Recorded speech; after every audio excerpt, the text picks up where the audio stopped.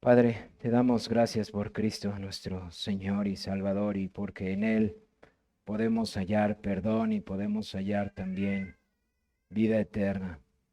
Gracias porque Él es nuestro refugio, gracias porque Él es nuestra justicia, gracias porque en Él podemos hallar paz y seguridad. Padre, gracias porque nos ayudas a cantar y nos ayudas a hacerlo con entendimiento, Señor. Gracias porque nos has dado una esperanza gloriosa y esa esperanza no está en esta tierra que perecerá, sino en la esperanza de un día estar en tu presencia, en cielos nuevos, tierra nueva. Gracias, Señor. Pero mientras eso sucede, Señor, nuestra aflicción y nuestra necesidad de tu palabra es bastante, Señor. Nuestra necesidad de ser alimentados por el buen pastor, Señor, es en gran manera grande, Señor. Padre, nuestras almas anhelan, Señor, escuchar tu palabra y hallar consuelo en ella, Señor. Porque muchas son las aflicciones del justo, Señor. Porque 7 veces cae, Señor, tus hijos. Pero Padre, en todas ellas tú nos sostienes y nos levantas. Padre, tú no nos has mandado a salir de este mundo, Señor. Tú nos has mandado, Señor, a testificar de ti en este mundo. Pero, Señor, en nuestras fuerzas es una tarea bastante difícil. Por eso suplicamos esta mañana que tu palabra siga renovando nuestras mentes, que tu Santo Espíritu siga aplicándola en la dureza de nuestros corazones, que tu Santo Espíritu siga vivificándolos y enterneciéndolos para mirar tu gloria, Señor. Padre, tú sabes la aflicción de tu pueblo, Señor.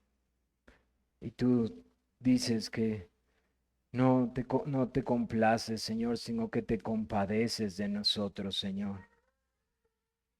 Oh Señor, hoy suplicamos que tú hables a nuestras vidas y alimentes nuestras vidas por tu palabra. Y Padre, para eso pedimos que no sea yo un estorbo.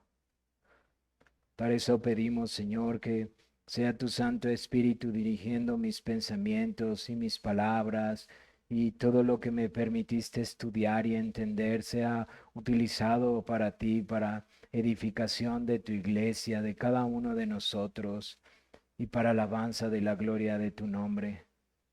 Mi Señor, a donde veamos este día, Señor, hay aflicción, hay pecado, hay consecuencias de ello. A donde volteemos, Señor, todo parece desanimarnos para seguir perseverando en la labor en la que nos has llamado, Señor, de extender tu reino. Pero cuando miramos a tu palabra, encontramos aliento, Señor, para perseverar. Por favor, Señor, ayúdanos esta mañana a perseverar hasta el fin. Ayúdanos, Señor, a poder correr la carrera de tal manera que no tengamos nada que avergonzarnos cuando te veamos, Señor. Ayúdanos, Señor, a ser diligentes con lo que tú nos has dado, Señor. Y para eso capacítanos. Padre, por favor, bendice tu palabra, bendícela, Señor, y sea tu Santo Espíritu aplicándola a nuestras vidas. Te lo suplicamos en Cristo. Amén. Vamos a ponernos de pie, por favor, hermanos. Vamos a profeta Zacarías para continuar nuestro estudio de este profeta. Vamos al capítulo 10 del profeta Zacarías. Vamos a leer todo el capítulo 10 hasta el verso 3 del capítulo 11. Hoy voy a leer, hoy solamente voy a predicar del versículo 1 al versículo 5, pero es importante que podamos tener todo el contexto. Así que síganme en sus Biblias, Zacarías capítulo 10, voy a darle lectura hasta el capítulo 11, verso 3. Dice la palabra de Dios así: Pedir a Jehová lluvia en la estación tardía. Jehová hará relámpagos y os dará lluvia abundante y hierba verde en el campo a cada uno. Porque los terafines han dado vanos oráculos y los adivinos han visto mentira. Han hablado sueños vanos y vano es su consuelo, por lo cual el pueblo vaga como ovejas y sufre porque no tienen pastor. Contra los pastores se ha encendido mi enojo, y castigaré a los jefes. Pero Jehová de los ejércitos visitará su rebaño, la casa de Judá, y los pondrá como su caballo de honor en la guerra. De él saldrá la piedra angular, de él la clavija, de él el arco de guerra, de él también todo apremiador. Y serán como valientes que en la batalla huellan el enemigo en el lodo de las calles, y pelearán porque Jehová estará con ellos, y los que cabalgan en caballos serán avergonzados. Porque yo fortaleceré la casa de Judá, y guardaré la casa de José, y los haré volver porque de ellos tendré piedad, y serán como si no los hubiera desechado, porque yo soy Jehová su Dios, y los oiré. Y será Efraín como valiente, y se alegrará su corazón como a causa del vino. Sus hijos también verán, y se alegrarán, su corazón se gozará en Jehová. Y los llamaré como con un silbido, y los reuniré, porque los he redimido, y serán multiplicados tanto como fueron antes.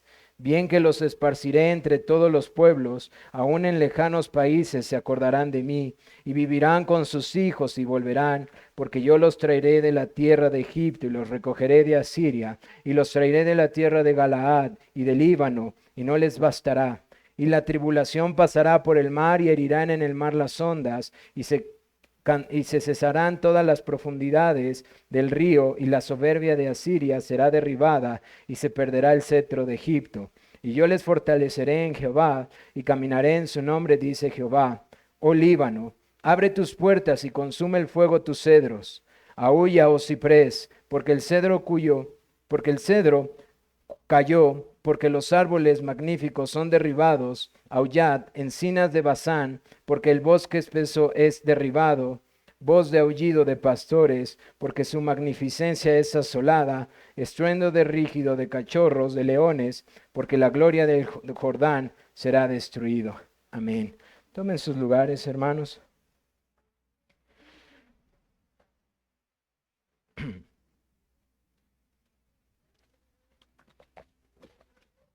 Hermanos, gracias a Dios continuamos con nuestro estudio de este profeta Zacarías, uno de los profetas que es considerado actualmente como un profeta menor. Como decía un hermano, no entendemos muy bien a qué se referían. Es bastante amplio en contenido y también en contenido profético. Y este profeta, hermanos, siendo uno de los últimos profetas, junto con Ageo y Malaquías, el último profeta que el Señor manda a su pueblo, están situados históricamente en el tiempo que compete a después de que ellos fueron exiliados y regresados a su tierra. Es decir, este profeta está hablando, viendo ya en retrospectiva lo que Joel estaba anunciando hacia el futuro. Joel estaba anunciando que ellos serían desolados por un imperio, que ellos serían destruidos. Y esto ya ha acontecido. De hecho, ya ha pasado algunas generaciones atrás desde que Joel lo anuncia. Babilonia viene y destruye la ciudad de Jerusalén y el templo y lleva a muchos cautivos. Posteriormente, después de 70 años, tal como el profeta lo había anunciado, el Señor permite que su pueblo regrese, tal como Joel también lo había anunciado. Y ahora tenemos a este pueblo que se conoce como el pueblo del posexilio, después de que el exilio ha pasado, y que están regresando a su tierra con una dificultad enorme para hacer la voluntad de Dios. Y la voluntad de Dios, perdón hermanos, es que hubo un poco de eco, creo que ya, ¿verdad? Ahí, ¿no? Está mejor tantito, hermano, porque estoy un poquito fuerte. Gracias.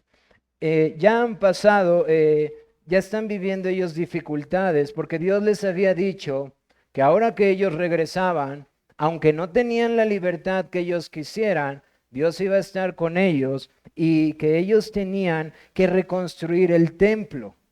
Y esta labor, a la luz de las circunstancias que están viviendo, en donde su ciudad está destruida y el grandioso templo de Salomón está en escombros, ha sido muy difícil.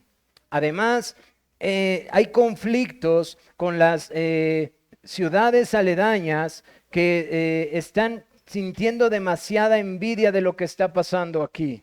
Hay enemigos que se vuelven a levantar de afuera y también enemigos que están adentro que no dejan avanzar esta labor. El Señor les ha mandado que ellos sigan extendiendo su reino, pero el pueblo de Dios se ve muy limitado en su voluntad a querer hacerlo. Y para esta razón manda a los profetas Ageo y Zacarías. Zacarías principalmente es utilizado para animar a su pueblo a continuar por medio de diferentes promesas que se ven en las visiones y posteriormente en las profecías de la restauración que Dios promete para su pueblo.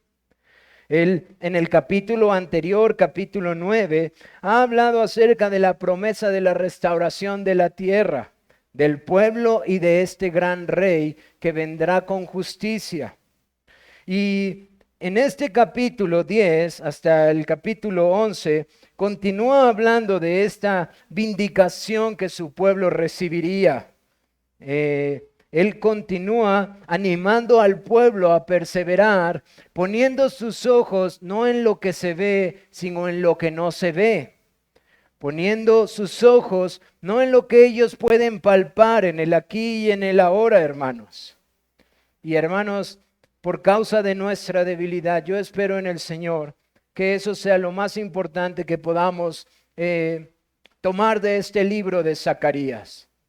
Que el Señor nos llama a poner nuestra esperanza en promesas de cosas que muy seguramente no veremos, pero que seguramente se cumplirán. Esa es la forma en la que el autor de Hebreos anima al pueblo de Dios a perseverar hasta el fin. Y esa es la forma en el Nuevo Testamento en la que el pueblo de Dios es animado a perseverar en la carrera, porque es precisamente cuando miramos en el Antiguo Pacto que el pueblo de Dios era animado por Dios para perseverar en las promesas futuras. Promesas que, como en el libro de Joel, eran promesas de salvación. Salvación que implicaba también restauración, restitución de lo que el pecado había hecho. Y hermanos, eso es precisamente lo que esta mañana nosotros vamos a continuar viendo en nuestro capítulo 10, verso del 1 al 5. Cómo el Señor va a vindicar a su pueblo y cómo su pueblo va a ser vindicado por medio de algo sumamente importante. Tengo 3 puntos para decirles esta mañana, hermanos. Este texto nos habla de cómo este pueblo tenía una falta de liderazgo y cómo esos líderes malos iban a ser castigados por el Señor, es el segundo punto. Pero el tercer punto es la promesa de esa vindicación que encuentra el pueblo de Dios, que todos estos hombres débiles un día serán reemplazados cuando el Señor sea su propia guía de su pueblo, aquel que los lidere con justicia, aquel que no se equivoca. Así que regresemos a nuestro texto para ver cómo el pueblo de Dios en los tiempos después del exilio es animado para esta labor que está siendo muy difícil. Dice el versículo 1, pedid a Jehová lluvia en la estación tardía. Jehová hará relámpagos y os dará lluvia abundante, hierba verde en el campo a cada uno. Y hermanos, aquí deberíamos de preguntarnos si esto es solamente una frase o una promesa únicamente futura o una promesa únicamente de ánimo con respecto a algo que el Señor promete sin tener quizás una circunstancia particular. ¿Qué quiero decir con esto? Que el Señor está dando una promesa, hermanos, que no está vinculada de las circunstancias que está viviendo su pueblo. Y eso es sumamente animante, hermanos. Porque muchas veces cuando las circunstancias se vuelven apremiantes, son tan nubladas las cosas que nosotros no podemos ver con claridad lo que el Señor ha prometido, está diciendo y está haciendo a nuestro alrededor. ¿Por qué digo esto? Porque si nosotros vamos a capítulo 1 de Ageo, en el verso 9 y en el verso del verso 9 al verso 11, ellos estaban sufriendo una sequía. Es decir, ellos ya habían regresado del exilio. Pero hermanos, yo les he hablado de estas circunstancias que tipifican mucho lo que pasa después del éxodo. Ahora después de este éxodo de cuando ellos salen de Babilonia, pero una circunstancia también muy común que le pasa a la iglesia. El pueblo de Dios ha salido de Babilonia, pero su corazón muchas veces sigue en Babilonia. De hecho, muchos estaban literalmente todavía allá, en esta ciudad apantallante, en esta ciudad cómoda. ¿Cómo regresar a Jerusalén toda destruida, toda aquella que fue puesta en llamas? Y Ageo nos deja ver que el corazón está batallando tanto con los ídolos que incluso el Señor nuevamente vuelve a cumplir lo que les exhortó en Deuteronomio 11.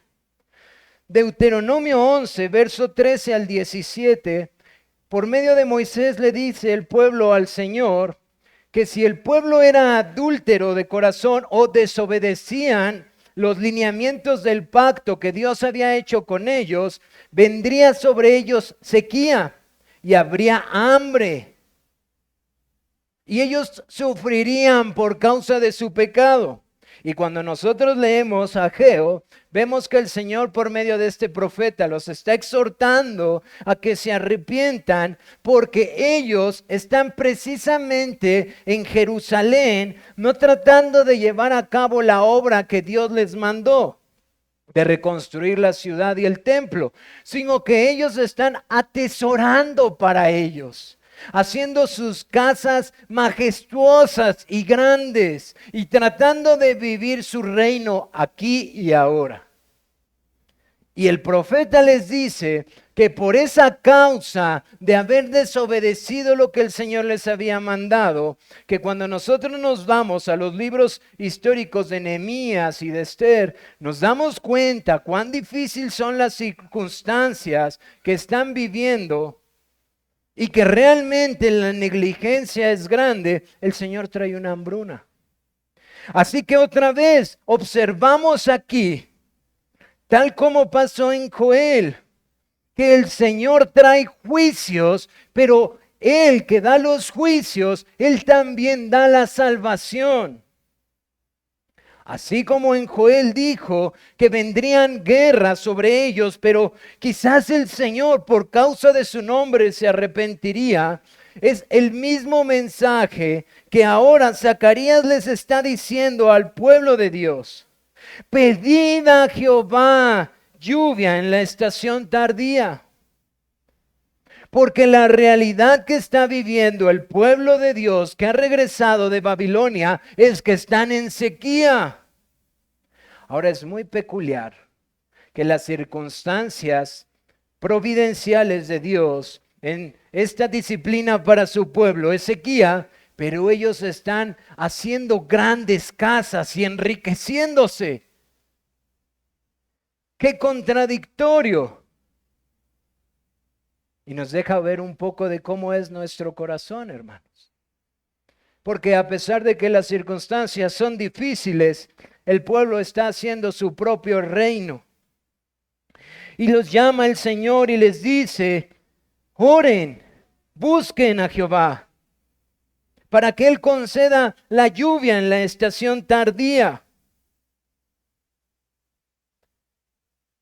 Ellos son llamados a buscar a aquel que había traído este juicio sobre ellos, esta disciplina por su desobediencia, y diciéndoles, Él puede traer la abundancia sobre ustedes, porque ustedes están viviendo una escasez y no se dan cuenta que Él puede traer los relámpagos y la lluvia abundante.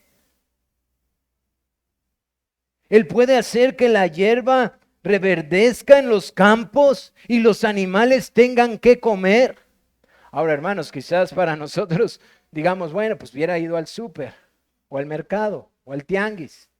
Pero ellos no tienen esta forma de comprar alimentos. Ellos viven principalmente de esto, de cultivar, de sembrar, de segar. Pero no lo tienen. Y el Señor les dice, pídanme y yo les daré la lluvia en la estación tardía, para que yo dé los relámpagos, dice el Señor, y dé lluvia abundante y hierba verde. Hermanos, como paréntesis, no solo los ejércitos y sus capitanes se mueven a la voz de Dios. No solo Nabucodonosor, los sirios, los persas, los romanos, los griegos, los babilonios, los americanos, no solamente los imperios se mueven a la voz de Dios, sino toda su creación, hermanos. Las lluvias, los relámpagos, las aguas. Y el Señor les dice, clamen a mí. De hecho, hermanos, es muy peculiar que Él les hace ver esta relación, que esta frase ustedes recordarán de la estación tardía. Él traerá la lluvia en la estación temprana y en la estación tardía. Tiene que ver nuevamente con el lenguaje pactual en donde Moisés les dice, si ustedes obedecen pasará esto, pero si ustedes desobedecen pasará esto. Y les está diciendo, si ustedes obedecen, Dios traerá la lluvia temprana y tardía. Eso es lo que les dice por medio de Moisés. Y ahora Jehová les dice, pero clamen a mí y yo haré esto. Y hermanos, aquí es donde nosotros vemos que Dios no cambia. Porque es el mismo Jehová, lento para la ira, grande en misericordia, que no se complace del castigo, que no tendrá por inocente al culpable, pero que es grande en misericordia. Aquí vemos al mismo Señor Santísimo que aborrece el pecado, estar dispuesto y pronto, queriendo Él mismo mostrar misericordia. Aquí tenemos al mismo Dios que juzga el pecado por medio de juicios, en donde vienen enemigos y destruye, en donde vienen plagas y destruyen, donde vienen sequías y trae hambruna por causa del pecado de los hombres, estando pronto a perdonar y a bendecir. ¿Y por qué tenemos que entender eso, hermanos? Porque eso lo pone en contraste con aquellos terafines y adivinos mentirosos. Esto lo pone en contraste entre aquel Dios que controla todo y aquellos ídolos que no sirven para nada. Y yo no sé si a ustedes les venía a su mente, yo estaba leyendo esto y venía a mi mente los tiempos de Elías, en donde están los Baales y lo mismo está pasando, hay sequía y viene Elías y le dice a este rey, es por tu culpa y por tu mujer que han traído esta maldición sobre el pueblo de Dios. Y llama a los Baales y pone este sacrificio él. Y luego los Baales están ahí orando y danzando a su Dios de la fertilidad, entre comillas. Fertilidad ridícula y absurda que Elías hace ver que sus ídolos no son nada sino vanos. y hasta se mofa de ellos. Quizás se quedaron dormidos. Quizás por eso no viene el agua, han de estar durmiendo. Y todavía Elías, cuando él pone el sacrificio, llama a que el sacrificio esté lleno de agua, completamente inundado. Y ora a Jehová y el Señor se manifiesta y es consumido por completo el sacrificio. Aquí vemos algo similar, hermanos. El Señor diciéndoles, pidan a Jehová, búsquenme. Porque ¿qué son los terafines que han dado vanas palabras, oráculos? ¿Y qué son los adivinos que han dado mentiras y sueños vanos? Vano es su consuelo. Hermanos, es sumamente interesante ver que el Señor conoce el corazón. Yo cómo quisiera que la gente dejara de decir esa frase con ligereza. Porque aquí tienes al pueblo de Dios que viene de Babilonia diciendo en su corazón quizás, Señor, pero hemos venido a construir tu templo. Mira nuestra piedad. Mira, aquí estamos sufriendo en Jerusalén y qué difícil es construir tu templo. Y el Señor les dice, ¿y tus terafines? ¿Y tus adivinos? ¿Crees que no los conozco? ¿Crees que no sé de tus terafines y tus adivinos vanos? Ahora, hermanos, esto es tremendamente triste. Porque estos dos aspectos, estos pequeños ídolos, los terafines eran unos pequeños ídolos y los adivinos siempre estaban cerca de estos pequeños ídolos, personas que daban palabras según en el nombre de Dios y que eran falsas, han acompañado al pueblo de Dios hasta este tiempo. Nosotros podemos recordar la historia de Raquel, por ejemplo, que guarda los ídolos de su padre. Y después podemos recordar en los tiempos de los reyes, Mical, perdón, ya no me acuerdo si fue en los jueces o en los reyes, haciendo lo mismo, teniendo a sus ídolos en los tiempos de los jueces, en primer libro de Samuel. Haciendo lo mismo, teniendo sus ídolos y sus adivinos. Y uno pudiera decir, oye, pueblo de Israel, ¿ya viste que el pueblo del norte fue destruido? Oye, espérate, ni siquiera fueron nuestros vecinos, nuestros hermanos. No han sido las 10 tribus en las que hemos sido dispersados. También nosotros, la tribu de Benjamín y la tribu de Judá, ya fuimos destruidos y solamente un remanente fue guardado. Oye, levanta tus ojos y mira. Las paredes están quemadas, el templo está destruido. No hay nada. No fue por causa de nuestro corazón idólatra.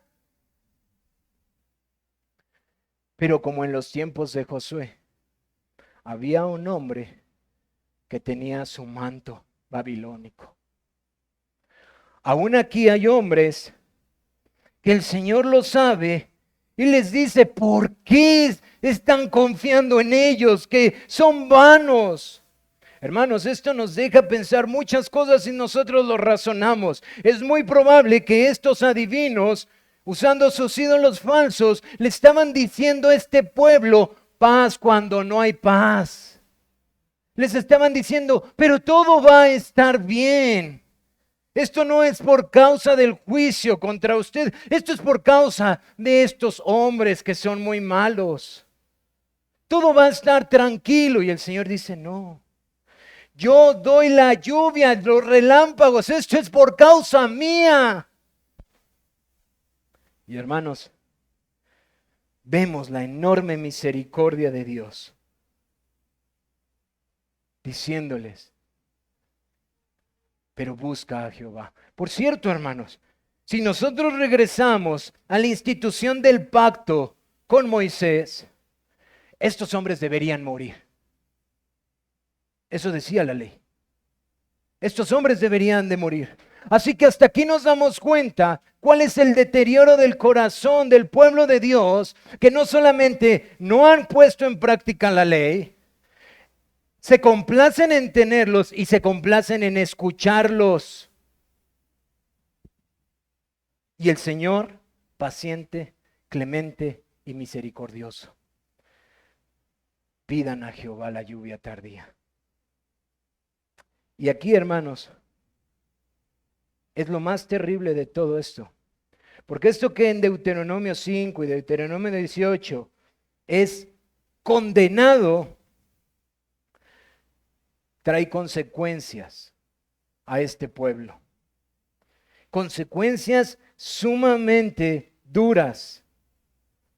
Por lo cual el pueblo vaga como ovejas y sufre porque no tiene pastor. Aquí está lo más terrible de lo que está pasando en este lugar. Solamente necesito hacer una aclaración, hermanos. Es importantísimo no extrapolar, no pasar un significado de una palabra que no es usada así del Nuevo Testamento al Nuevo. ¿Qué quiero decir con esto? Aquí tengamos cuidado. Pastor no es el término que nosotros conocemos en el Nuevo Testamento. El Nuevo Testamento utiliza mucho de esto para aplicarlo en su contexto, pero no podemos tomarlo del Nuevo al Antiguo, porque aquí ustedes se van a dar cuenta que esta palabra tiene una aplicación mucho mayor, mucho mayor. Aquí, estos pastores a los que llama Zacarías no eran los líderes espirituales únicamente. Aquí le está aplicando, y es muy probable, pero le está aplicando a los gobernadores, a los líderes de la nación. No solamente a los sacerdotes, hermanos, sino a los gobernantes de la nación. De hecho, más adelante lo dice. Pero dice que por causa de esta idolatría del corazón, no solamente están sufriendo hambruna, sino que el pueblo no tiene dirección. No saben qué hacer. Aquí los pastores son llamados, los líderes son llamados pastores. No sabemos si incluso Zorobabel se desvió. No lo sabemos porque no nos lo deja saber los relatos. No sabemos si Zorobabel es uno de ellos, porque Zorobabel es llamado para ser líder del pueblo de Dios y guiarlos en este momento de reconstrucción. No sabemos con precisión a qué líder está llamando, pero vemos que el Señor los insta a buscar a Él, puesto que estos pastores en sus idolatrías han hecho que su pueblo vague como ovejas que no tiene pastor, como ovejas que no tiene quien las dirija, como ovejas que no tiene quien las proteja, como ovejas que no tiene quien las guarde de los peligros y las salve y vaya por ellas y las reúna después de que han comido, como ovejas que no pueden ser sanadas por un pastor. Así este gobernante está actuando. Ha hecho que el pueblo de Dios se encuentre perdido, sin dirección y sin consuelo y sin ayuda y sin nadie que las guíe y proteja.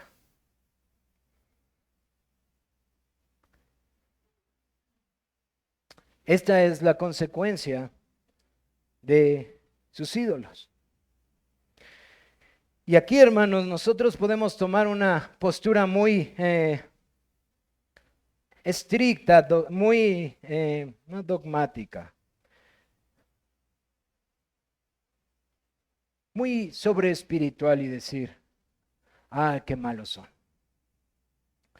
Pero hermanos, nosotros aprendemos aquí algo importante. Qué fácil es perder para el pueblo de Dios la plena confianza en Dios y volverse a sus ídolos. Esto no solamente le pasa a ellos, hermanos.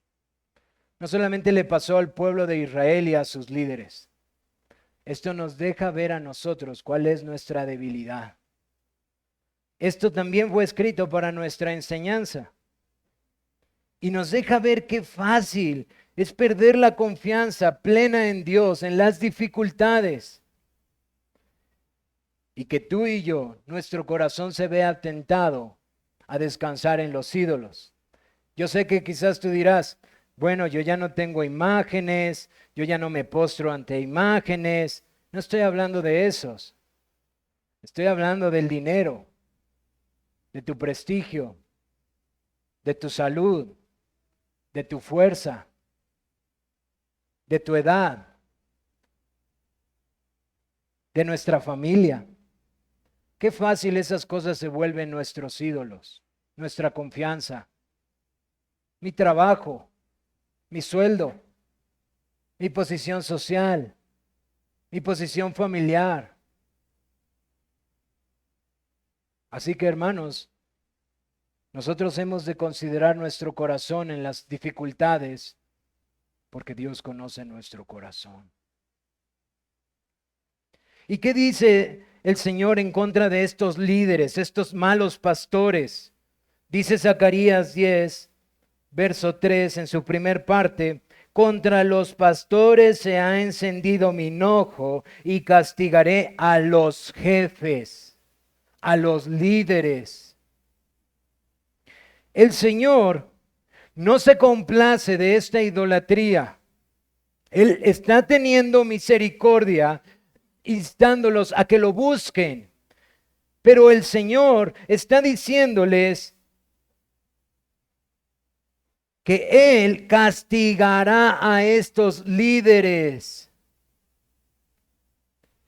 Incluso, como les comentaba, no sabemos si solamente Zorobabel o si incluso otros reyes fueron puestos por el imperio que los gobernaba, como después pasó también en el imperio griego y grecorromano.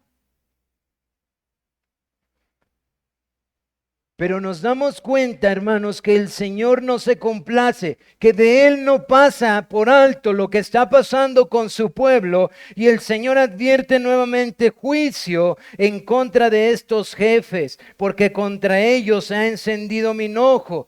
Y hermanos, aquí es donde empezamos a ver cómo el pueblo de Dios empieza a ser reivindicado.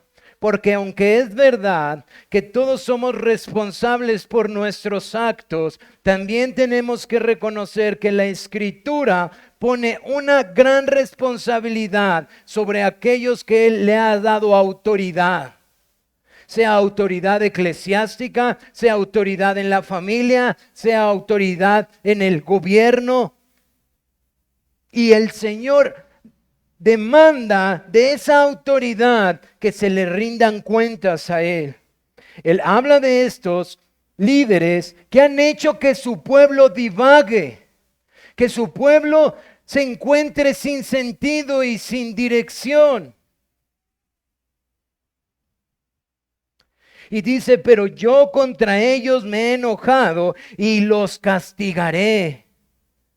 El Señor, hermanos, demandará a las personas en autoridad los resultados de esa autoridad que Él les da. Porque como dice en el Nuevo Testamento, no hay ninguna autoridad que no haya sido puesta por parte de Dios.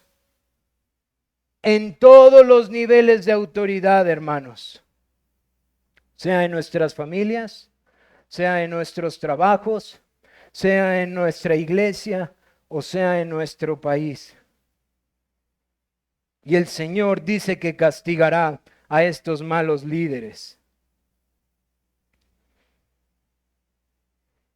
Y esto, hermanos, trae consuelo al pueblo.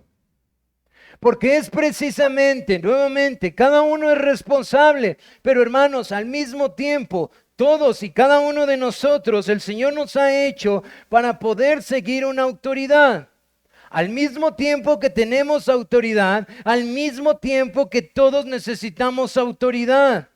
En todo momento, toda persona puede tener autoridad y al mismo tiempo estar sujeto bajo autoridad. ¿Y saben para qué Dios puso esta autoridad? Para el bien de nosotros, según la Escritura.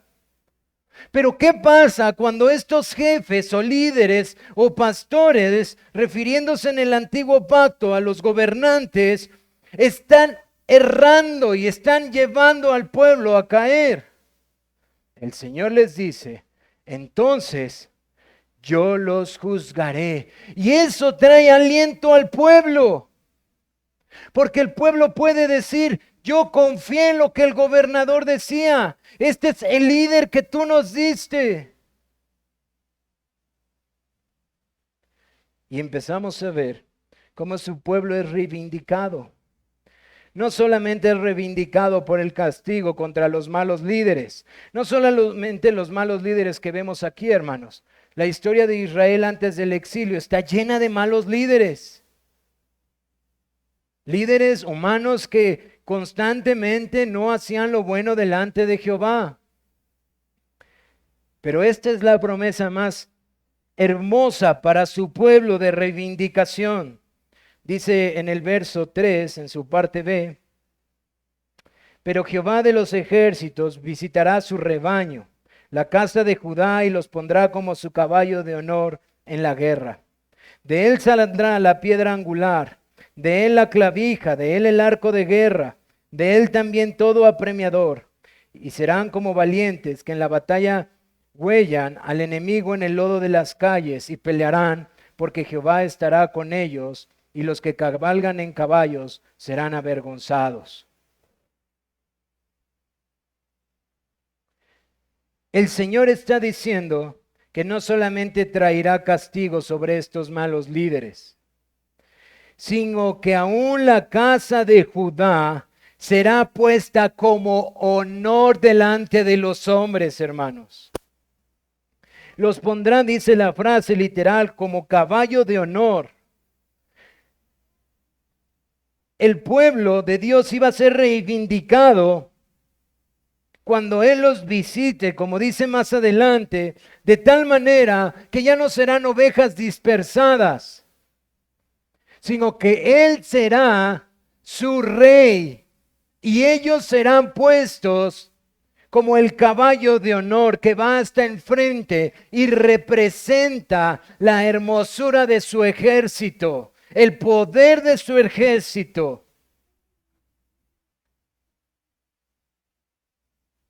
De hecho, Él dice que Él traerá a un gobernante o a un líder y da ciertas características de este líder que Él traerá. Este líder que hará que su pueblo sea como el caballo que va hasta el frente, robusto, hermoso, que llena de honor al ejército que va detrás, es un líder que será piedra angular. Y hermanos, nosotros empezamos a identificar algunos conceptos que no me quiero adelantar, pero son conceptos totalmente mesiánicos, totalmente apuntando a Cristo. Él dice que este líder que vendrá, de él saldrá, dice, la piedra angular, es decir, la principal piedra que sostiene a su pueblo. Ahora, hermanos, nosotros tenemos que regresar al contexto porque el pueblo está construyendo un templo en donde el templo en sí mismo no es nada, sino que es la promesa de Dios en donde Él moraría en medio de ella. Y este templo es construido con piedras y este templo ya fue derribado. Y dice que ahora vendrá un general, un jefe o un rey, el cual será la piedra angular, la principal piedra que deberían de entender ellos del templo que se edifica. Pero no nada más habla de esta piedra principal que sostiene a su pueblo. También habla de esta clavija o estaca. Y nuevamente para nosotros decimos, bueno, ¿cómo que Él será la estaca? Pues tenemos que volver a recordar que para ellos antes de un templo habría un tabernáculo que era levantado y que utilizaba estacas para poderse sostener. Y él dice que este líder no solamente será esa piedra que sostiene grandes construcciones como el templo, sino que será esta estaca estaca firme, bien clavada, como la que habla Isaías capítulo 22, donde sostiene a su pueblo. Y también dice que este líder, que de él saldrá, será como arco de guerra y apremiador. Estos conceptos los hemos visto en el capítulo anterior, capítulos anteriores, en donde él habla de sus enemigos, diciendo que él iba a quitarles o iba a destruir su arco.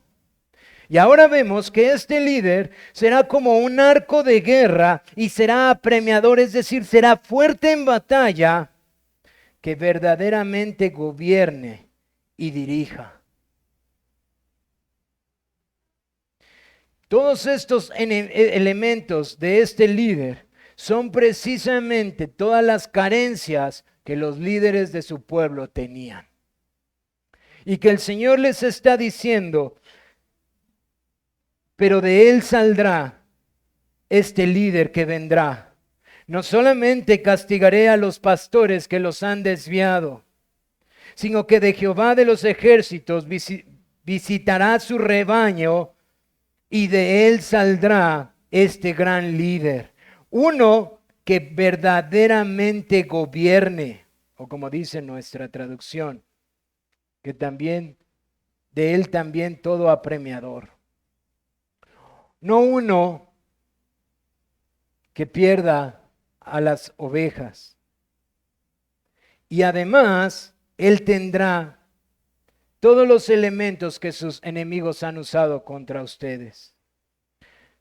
Él les dará la victoria, porque el Señor estaría con ellos y sus enemigos serían derrotados. Así que, hermanos, el Señor está animando a su pueblo a que lo busquen a Él, que es soberano sobre todas las cosas, en lugar de los ídolos falsos que nada pueden hacer. Esos ídolos falsos que han llevado al liderazgo del pueblo de Israel a tropezar y pecar contra Dios, y los cuales serán castigados por Dios. Y no solamente esto, sino que Él los visitará y levantará un gobernante que sea verdaderamente un gobernante sobre su pueblo. Así que aprendemos también de estos textos, hermanos, la importancia del liderazgo y cómo impacta sobre la gente que liderea.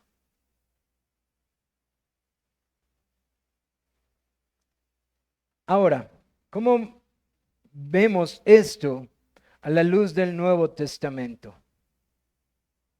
Bueno, hermanos, es este texto también que nuestro Señor Jesucristo hace referencia, refiriéndose a su pueblo, que es un pueblo que vaga como ovejas que no tiene pastor. Es nuestro Señor Jesucristo. Este cumplimiento de esta piedra angular que Él ha venido para gobernar sobre su pueblo. Es Jesucristo que Él mismo se dice la piedra angular, hermanos. Y es Jesucristo que ve a su pueblo y se duele porque divagan, porque son como ovejas que no tienen rey, que no tienen gobernante.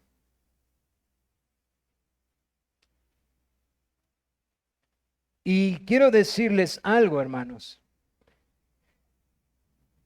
Esta piedra angular ya ha venido. Si ustedes van a Apocalipsis capítulo 19, acompáñenme ahí para poderlo leer juntos.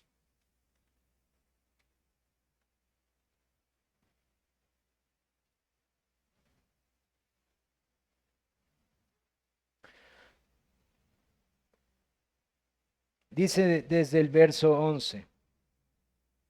Entonces, Apocalipsis capítulo 19, verso 11, dice: Entonces vi el cielo abierto, y he aquí un caballo blanco, y el que lo montaba se llamaba Fiel y Verdadero, y con justicia juzga y pelea. Sus ojos eran como llama de fuego, y había en su cabeza muchas diademas, y tenía un nombre escrito que ninguno conocía sino él mismo. Estaba vestido de una ropa teñida de sangre, y su nombre es el Verbo de Dios. Y los ejércitos celestiales, vestidos de lino finísimo, blanco y limpio, le seguían en caballos blancos. De su boca sale una espada aguda para herir con ella a las naciones, y a él las regirá con vara de hierro, y él pisa el lagar de vino del furor y de la ira del Todopoderoso. Y en sus vestiduras y en sus muslos tiene escrito este nombre: Rey de Reyes y Señor de Señores. Hermanos, ¿por qué les cito este texto? Porque este es el líder, pastor, gobernante que Zacarías está anunciando, que ya ha venido, como antes lo anunció, en humildad, en una cría de asno, un pollino, y que ha venido en humildad a entrar sobre su pueblo para establecer su reino. Pero este es el mismo rey que Zacarías anuncia que un día vendrá como piedra angular y que vendrá como una gran estaca o una estaca firme y con arco de guerra a reinar y a juzgar, como también Zacarías dice, con la plomada. Este es el rey que no solamente viene a gobernar, sino que, como anuncia Apocalipsis 19 y lo anunció Joel 2 y Zacarías, él viene a castigar a sus enemigos. Y este rey viene y su pueblo viene detrás de él como el caballo que viene hasta el frente enorgullecido porque su pueblo ha triunfado. Y este es el Rey de Reyes y Señor de Señores, que ya ha venido y que, dice las Escrituras, volverá a venir para juzgar a todos sus enemigos. Ahora, hermanos, no solamente en el Nuevo Testamento, tomando este concepto del antiguo, como lo hacen los apóstoles, él se refiere de los gobernantes del antiguo a los pastores al día de hoy, que también hacen tropezar a su iglesia. Hermanos, esto también es consolador para nosotros, porque ahora en el Nuevo Testamento, tomando esta analogía de los líderes de su pueblo, ahora los líderes espirituales de la iglesia son llamados a tener mucho cuidado de las ovejas. Porque el que es Rey de Reyes y Señor de Señores también es el pastor de estas ovejas. Es verdad, muchas veces encontramos muchos lugares en donde los hombres que se paran y se dicen pastores no tienen ni tantito temor a este rey y a este señor. Pero cada uno de los que predicamos en este púlpito y que está enfrente de la iglesia de Cristo, debemos de tener temor al que es Rey de Reyes y Señor de Señores de cada una de sus ovejas. Porque Él juzgará a todos aquellos que ha puesto en esa autoridad. Hermanos, eso también es sumamente animante para la iglesia. Porque quizás el día de hoy vemos muchos pastores o personas que se hacen llamar pastores y que están dispuestos a hacer que esas ovejas estén muy dispersas. Y en vez de guiarlas y alimentarlas con pastos verdes, les dan entretenimiento, diversión, y tan solo están tratando de satisfacer sus propios vientres.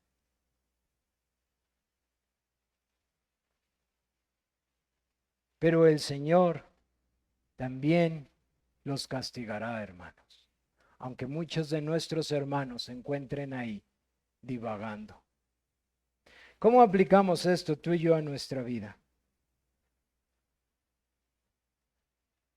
Aunque nuestra guerra a veces sea muy fuerte aún aquí y nuestros avances muy pequeños, debemos animarnos,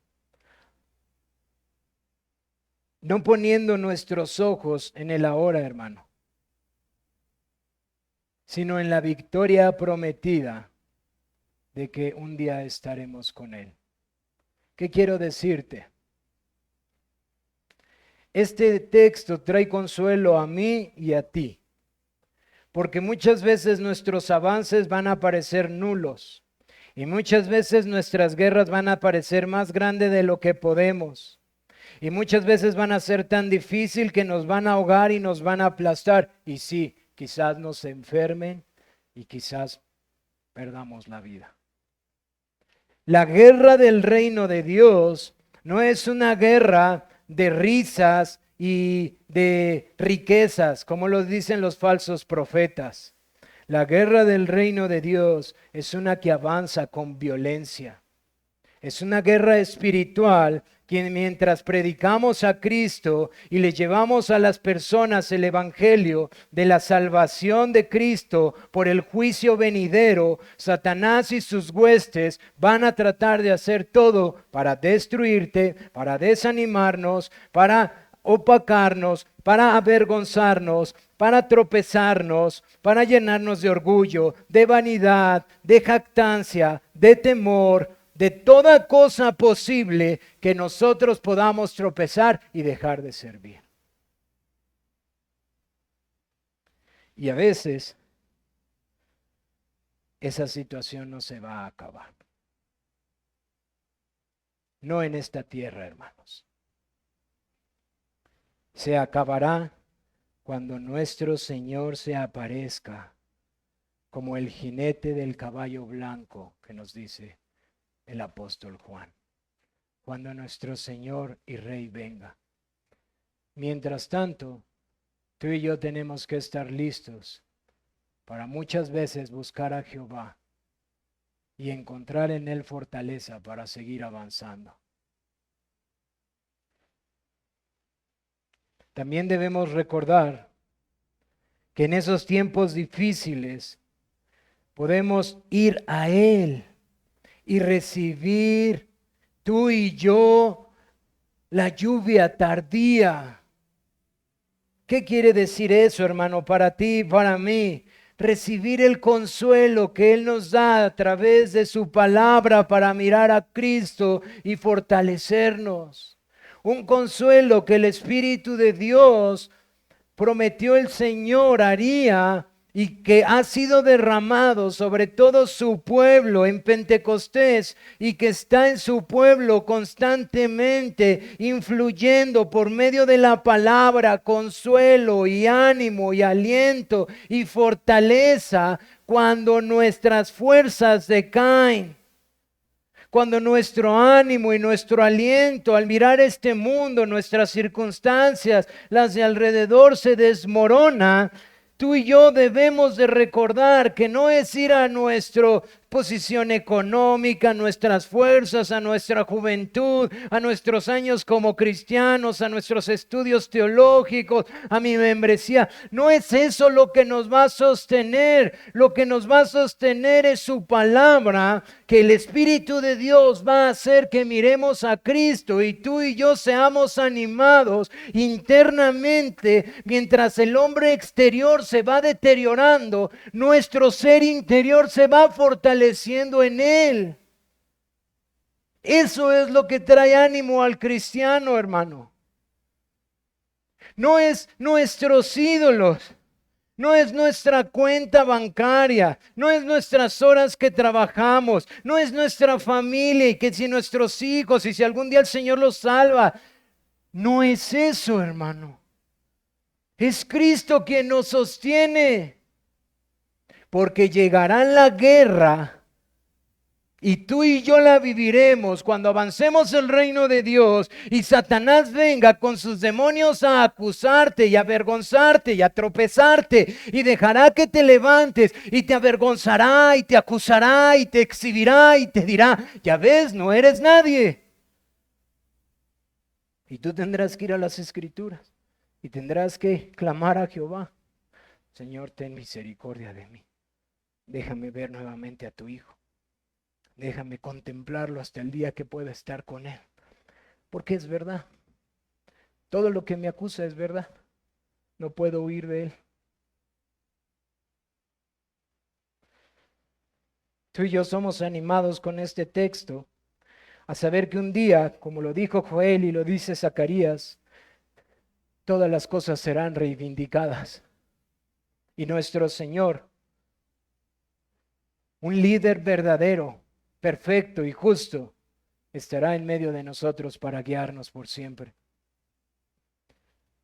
Amigo mío, tú estás esta tarde en esta iglesia.